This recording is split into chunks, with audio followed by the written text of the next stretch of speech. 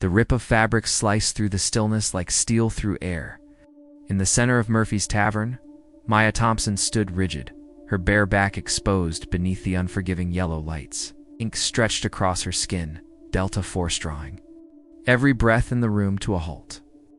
Rex Morrison's knife glimmered in his unsteady grip, his swagger dissolving into something far more primal. Fear. The atmosphere thickened, pressing against the 30 pairs of eyes fixed on the black woman who had just overturned everything they thought they knew about power. But to grasp why a single tattoo could paralyze a room filled with hardened criminals, we must return 6 months earlier, to the night Maya first entered this place. Carrying secrets that would reshape its future, Maya Thompson polished another glass with a steady, measured rhythm. Every movement had precision, deliberate, like a sniper caring for a rifle. Every 30 seconds, her gaze swept the tavern, first the exits, then the hands, then the faces. Habits carved deep from years where constant awareness meant survival. At 34, she stood 5'6", slim enough for strangers to mistake. Her fore fragile. You never noticed how she anchored herself with her back to the wall, or how her fingers naturally found the center balance of every object she touched. Behind the counter, Murphy O'Brien studied her in silence. At 65, the Vietnam veteran saw what ordinary people could not. He had hired her 6 months before without a single question, recognizing that some histories revealed themselves not through words but through scars. Murphy's tavern was unremarkable: cracked leather stools, scuffed wooden tables, and a jukebox that cycled through the same tired 20 tracks. Yet for Maya, the cramped room above the bar became her fortress, a refuge from a world that never knew how to treat soldiers left behind. Every night at exactly 3:17 a.m., she woke gasping. She could feel the phantom weight of her M4 pressed into her shoulder, the acrid stench of burning metal filling her lungs.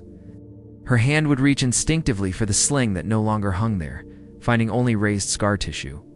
She learned to bury her screams in the pillow, syncing her breaths with the distant hum of suburban traffic until the desert bled back into memory.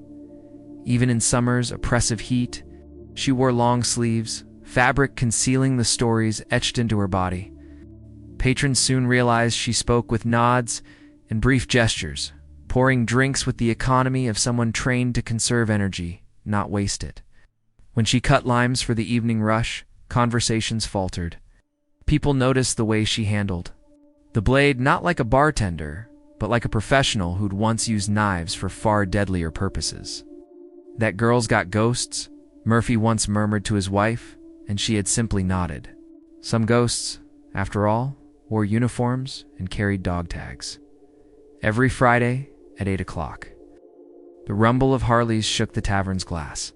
That was when the shift always began. Conversations choked off mid-sentence. Couples suddenly remembered pressing errands, even drunks sobered enough to stumble out the door. The Steel Wolves Motorcycle Club had claimed Friday nights for 3 years. Ever since Rex Morrison decided Murphy's bar owed protection money it had never asked for. Murphy would quietly count 500 in worn 20s, slide them into an envelope, and place it on the bar like a diabetic clinging to a vial of insulin. Maya watched this exchange every week. Her jaw tight, though. Her hands never trembled. She knew survival often meant choosing which fights not to start.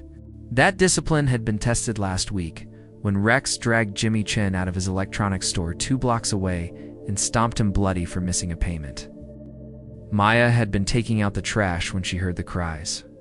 Her body coiled, every instinct urging her to strike, but she forced herself to turn away, remembering why she could not afford exposure.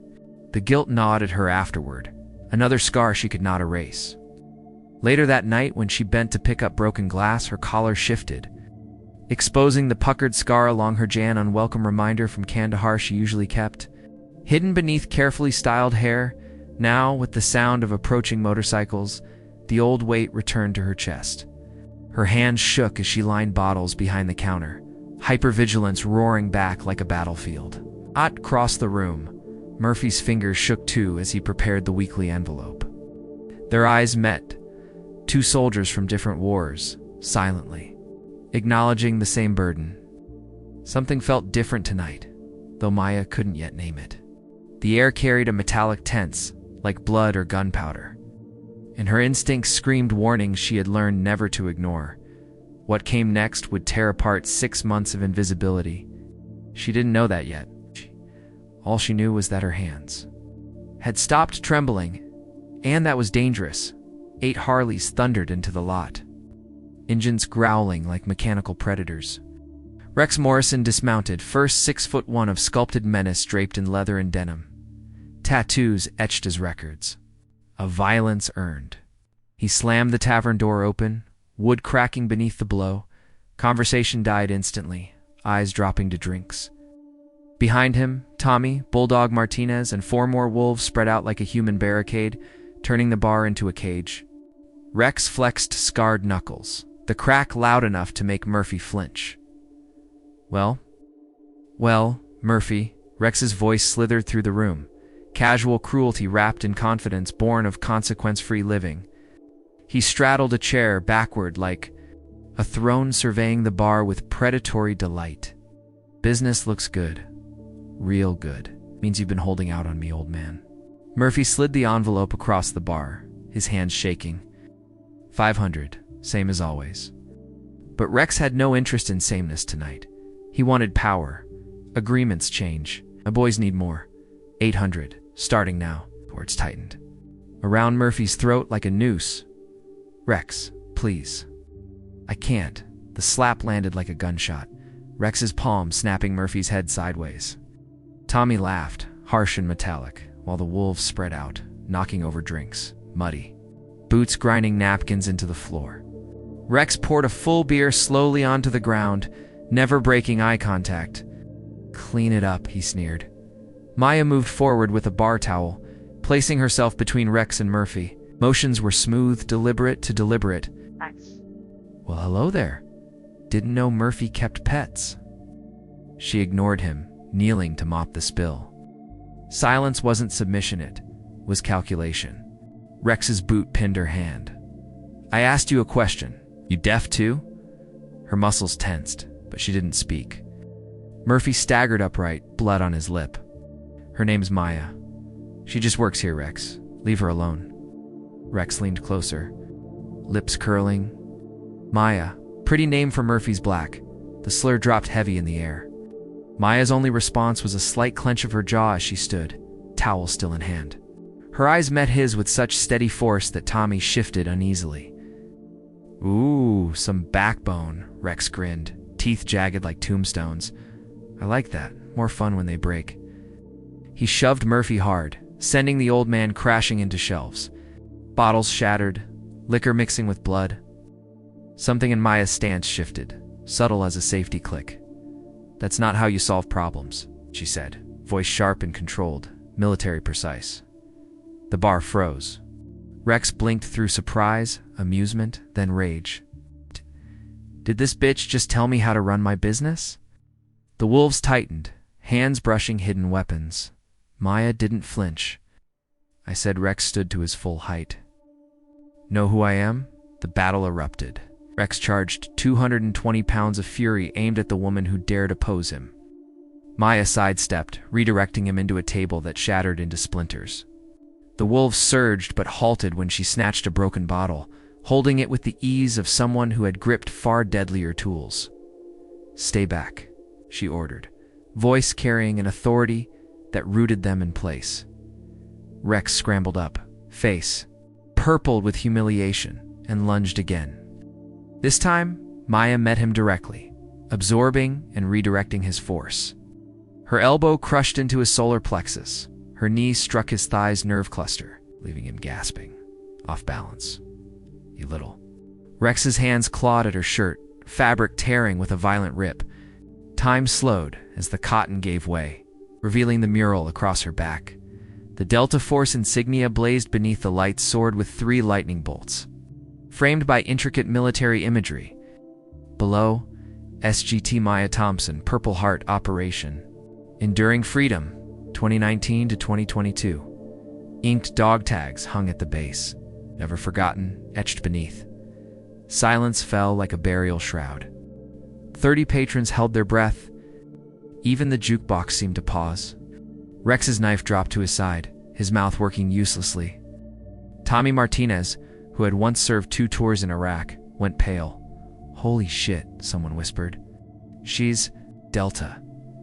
The words surged through the room. Delta forced the Army's most elite operators, warriors whose missions would never be declassified. And not just Delta, Purple Heart veteran. She had bled for her country, and here she was, pouring drinks in a rundown bar. But Rex Morrison built his legend on never backing down. Pride refused him clarity, his fear twisted into mockery. "Oh, this is priceless," he sneered, though his voice cracked.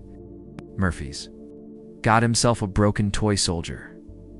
"What's wrong, sweetheart? Still hearing bombs in your head?" Circled her like a scavenger, eyes hungry. "Purple Heart, huh? Means you got hurt? Means you failed?" Maya stood completely still, her bare back held upright, arms relaxed at her sides. Yet her breathing had shifted now, shallow and quick. "Many of your soldiers came home in caskets because you weren't good enough," Rex pressed, sensing. "The crack in her armor? Do you picture their faces every time you shut your eyes? Do their families know you're hiding in this underscore hole, instead of facing how? Many times can a warrior's heart shatter before it turns unbreakable." It was the very question Maya had whispered to herself every night for 2 long years. At last, she had her answer. The memory slammed into her like a roadside bomb. Abrupt, violent, impossible to ignore. She was back in Kandahar province, grit and gunpowder thick on her tongue. The blast had tossed their MRAP as if it were nothing more than a child's toy, and Specialist Williams was shrieking, his leg severed below the knee. Under fire, she pulled him behind cover, her own shoulder burning where jagged metal had punched through her armor. "Stay with me, Williams, stay with me." But there were too many wounded, not nearly enough hands, and the medevac itself was under fire that night. She made choices about who lived first and who might not tand. Those decisions followed her home like relentless spirits. Her hands trembled now. That old familiar quake that told her PTSD was clawing its way forward, Rex noticed and grinned, certain he had found her breaking point. "There it is," Rex sneered, the madness glinting through. "What now, hero? Going to cry? It's going to run away like you did before?" But Maya wasn't retreating. She was changing. The shaking cut off as suddenly as it began, replaced with a deadly calm, the kind that always came before violence. "The way lightning comes before thunder. You know nothing about sacrifice," she said, her words heavy with the weight of every coffin draped in a flag she had stood before. "You have no idea what it's like to hold the lives of others in your hands, to face impossible decisions in impossible moments." She turned to face him openly now, no longer hiding, no longer ashamed. "You want to know what this tattoo means? It means I've walked through hell and returned. It means I've paid a price you can't even imagine for freedoms you don't even deserve." The room shifted, murmurs rising like dawn breaking after the longest darkness. Murphy pulled himself upright, blood on his chin but pride glowing in his eyes. "That's enough, Rex." From the corner, an older man spoke, revealing himself as a Desert Storm Marine. "You're talking to a goddamn hero?" Voices followed, steady and strong. "She served this country while you were out selling meth to kids," a woman called out. Tommy Bulldog Martinez shifted uncomfortably, his world tilting. But Rex had nowhere to place his fury but forward. His hand snapped to his belt, and suddenly 6 inches of serrated steel gleamed in his fist, a blade that had ended disputes before. "I don't give a underscore what patch she wore," he growled. "And here I'm the only law." And then the question became real. What happens when unstoppable rage collides with immovable courage? Murphy's Tavern was about to find out. The knife shot toward Maya's throat, but her body remembered what her mind had lived. Movements born from life or death. Drills half a world away. Her left forearm slammed Rex's wrist aside, while her right hand clamped the nerve that forced his grip open. The knife clanged to the floor as she spun with the momentum, flipping him over her hip in a perfect combative's throw that would have made her instructors proud. Rex smashed the floor. His breath blasted from him, for he could recover Maya. pinned him in a controlled hold. Not the brutal choke he might deserve, but the precise restraint of a soldier. "I don't want to hurt anyone," she said evenly, her knee pressing just enough into his spine to keep him down. "But I will protect those I care about. That's what soldiers do." The atmosphere changed like a storm breaking. Tommy Bulldog stepped forward not to aid Rex, but to kick the fallen knife farther out of reach. "Stay down, Rex," he muttered. "You've lost." And with Maya's example burning in their eyes, others rose. The Desert Storm Marine, then another, and a young woman with a brother overseas. Soon, 30 people stood together, forming a living barricade between Maya and the Steel Wolves. "This is our bar," Murphy said, voice stronger than it had been in years. "And she's one of us." The bikers exchanged glances, confused. Outnumbered, their intimidation unraveling against a crowd that had found its backbone. Rex writhed under Maya's restraint, cursing. But she held him with minimal force enough to control, never enough to maim. The police stormed in. Someone had already called. Detective Sarah Kim led with 4 officers, hand resting on her sidearm. For 18 months she had tried to build a case against the Steel Wolves, but witnesses always crumbled under fear. Tonight was different. "He pulled a knife on her," Murphy said instantly. "We all saw it." Agreement roared through the room. "It's been bleeding us dry for years," the Marine veteran added. $500 a month from Murphy, more from others. Tommy Bulldog Martinez stepped up, and Rex's eyes widened. "With betrayal? I'm done," Tommy said flatly. "Detective Kim, I'll give you everything: the drug deals, the protection racket, where the books are. All of it." The silence that followed was crushing. "You underscore rat," Rex rasped from the floor, but Tommy only shook his head. "I followed you because I thought you were strong." But her, he gestured toward Maya. Now steadying Murphy into a chair, she showed me real strength. Not hurting the weak. Protecting them, even when it costs everything. 2 more Steel Wolves members peeled away, muttering, "We're out too." Kim's body camera caught it all: witness statements. Security footage showing Rex's attack, Maya's measured defense. Hate crime charges stacked on top. Rex faced serious time. His family's money could hire lawyers, but video in 30. Witnesses told a story no courtroom spin could erase. By dawn, the story was viral. Female Delta Force veteran defends bar from racist biker. Military groups, women's organizations, civil rights advocates, everyone shared it. Maya stood outside Murphy's tavern, tank top revealing her tattoo, speaking her truth into microphones. "For 6 months I hid, thinking my scars made me weak. But strength isn't about hiding. It's about standing for what's right, even when your hands shake." Within 3 days, 10 million views. Donations poured in. Veterans groups reached out. Maya had become what she never imagined, a symbol of resilience. But sometimes the biggest change comes where you least expect. 3 months later, Rex Morrison sat in federal prison. His empire dust, his family disowned him. The Steel Wolves? Shattered, members arrested or scattered. Tommy Martinez opened an auto shop, hiring veterans, giving them a new start. Yet the truest transformation was at Murphy's Tavern. Once a worn-down bar, it became a sanctuary for veterans battling PTSD. Maya led weekly groups, her story guiding others to face their demons. "I thought hiding was safety," she told them one Thursday. "But isolation isn't safety. It's just another kind of prison." Murphy had healed fully and made Maya his legal partner. Together, they built something beautiful from the broken. The ripples stretched far beyond their town. Maya's visibility inspired veterans across the country, especially women who finally felt less alone. She testified before Congress on the struggles facing female veterans. She consulted with the VA on PTSD programs. Above all else, she kept working the bar at Murphy's B, because sometimes the greatest act of strength is just showing up. Scars visible and all. "Every time I slip on this tank top and reveal my tattoo," she told a documentary filmmaker, "I'm sending a message to every veteran who's struggling. It's okay to be hurt. It's okay to ask for help. What's not okay is giving up." Her phone rarely stopped buzzing now. Calls from veterans in crisis, requests from the media, invitations to speak. Yet no matter how busy her days became, she always made time for the broken warriors who walked through Murphy's doors. Half a year had gone by since the night that altered everything, and Maya Thompson once again stood behind the counter at Murphy's Tavern. But she no longer resembled the woman who once hid in long sleeves, silent and withdrawn. Black tank top proudly displaying her Delta Force tattoo, her hands steady and assured as she mixed drinks for the Thursday. Night crowd, the tavern itself had undergone a transformation. New paint freshened the walls, the furniture had been upgraded, and an entire section now honored local veterans with framed photographs. Murphy worked beside her, their partnership now official, treating her like the daughter he never had.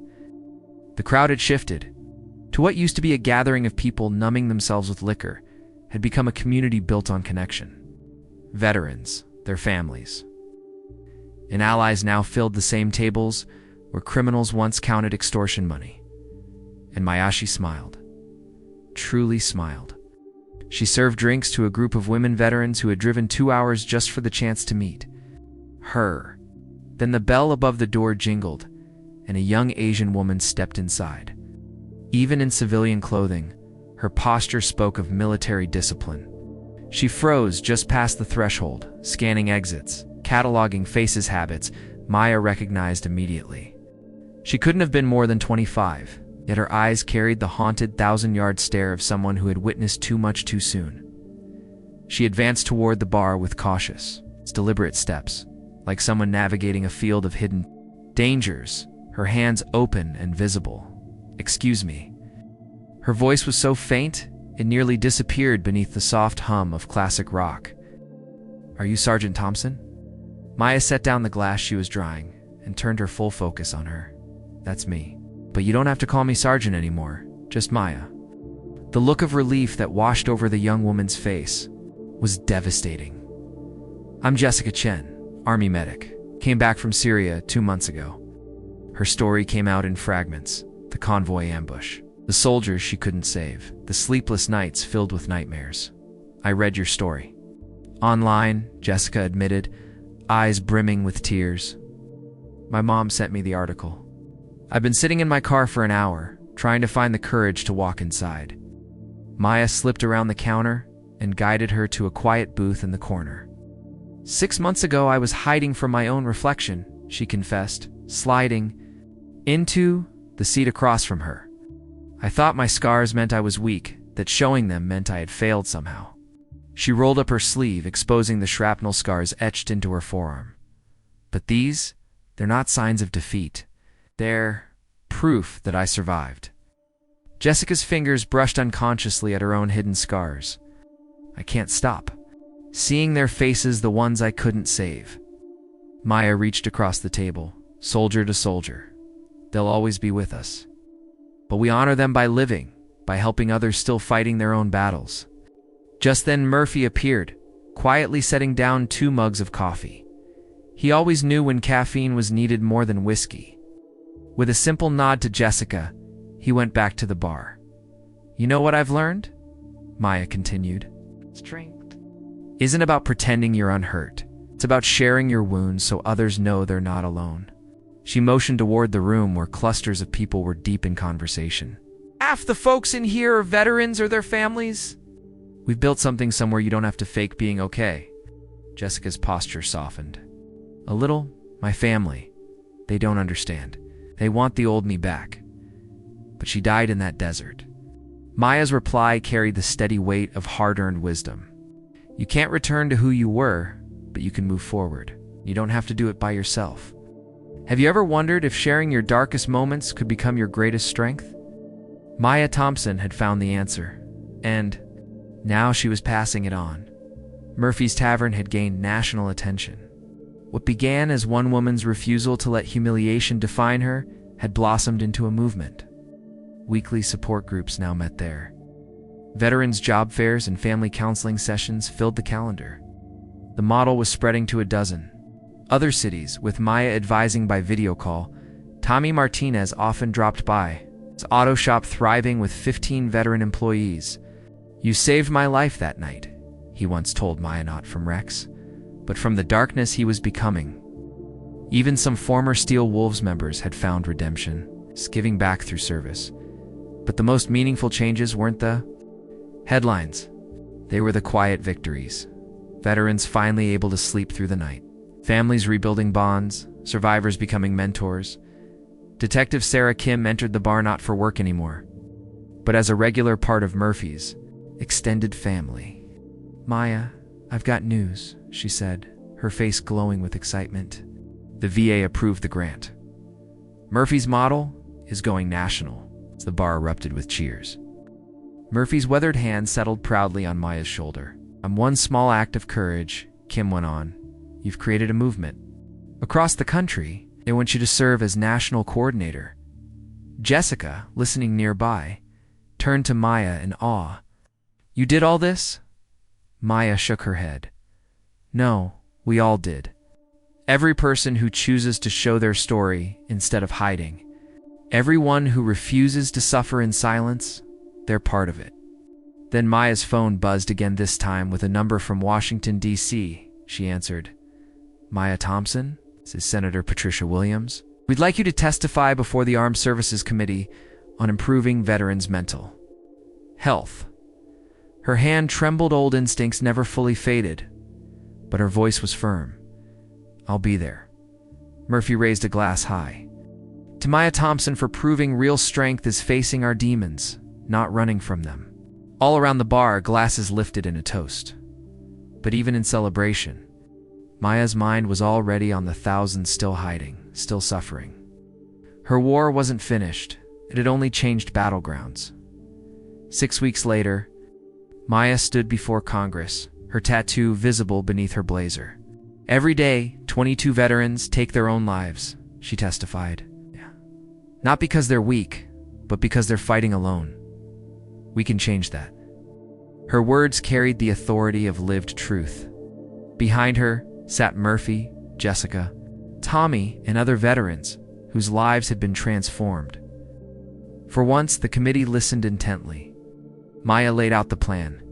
Community-based safe havens like Murphy's, built in places where veterans already gathered. "We don't need more studies or numbers," she said. "We need connection. We need understanding.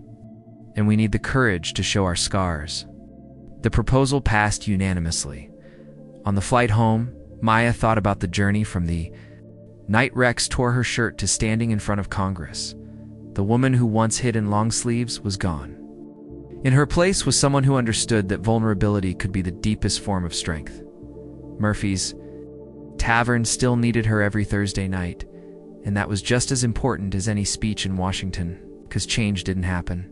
All at once it happened, one person, one story. It's one act of courage at a time. Jessica now co-led the support groups, giving back what she had once received. Each week, new faces appeared, carrying invisible wounds, searching for hope. And they found it in the unlikeliest of places. It's a suburban tavern where one woman's tattoo had once frozen time. The closing image was simple but powerful. Maya behind. The bar, tattoo visible, surrounded by people she had helped who were now helping others. Above the doorway hung a new sign, Murphy's Tavern, Veterans Welcome. Safe space. No one fights. Alone. Because the most powerful revolutions don't always begin with armies or governments. They often start with one person refusing to bury their truth. Maya's phone vibrated again. Another veteran in need. Another. A chance to turn pain into purpose. She answered immediately. "This is Maya. You're not alone. Let's talk." Touching lives that might never know her name, she had learned that true strength wasn't in the battles you won, but in the warriors you helped guide back to themselves.